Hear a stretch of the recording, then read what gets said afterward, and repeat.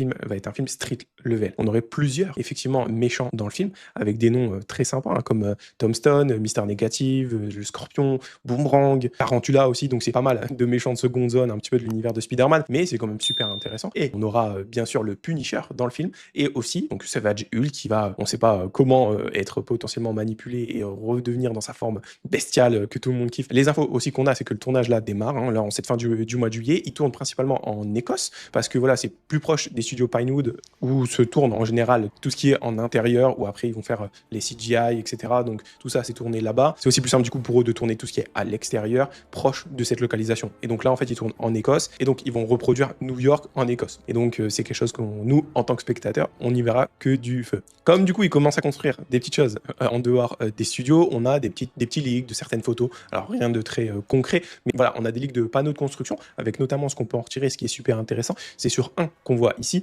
on a une date, on a la date de 2027. Alors cette date de 2027, elle est super intéressante, elle nous dit pas mal de choses. Elle nous dit notamment que le film va bien évidemment se passer entre le film des 4 Fantastiques et avant les événements de Doomsday. Du coup, voir tous ces personnages, moi ça me hype vraiment beaucoup. Tous ces méchants ici, revenir sur une histoire street level pour Spider-Man, ça pourrait enfin donner un premier film vraiment où on part pas dans tous les sens, où on n'a pas Doctor Strange, on n'a pas du multiverse, on n'a pas d'autres personnages qui arrivent. Alors ici ce serait beaucoup de personnages, mais beaucoup de personnages de l'univers de Spider-Man.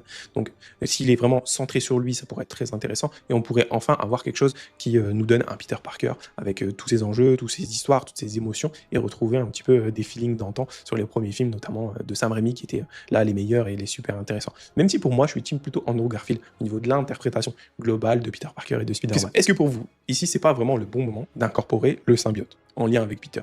Parce que plus personne ne sait qui il est délaissé, il a plus d'amis, il a plus de personnes intéressantes dans son entourage, sa tante, elle est plus là, enfin voilà, il va vraiment être livré à lui-même.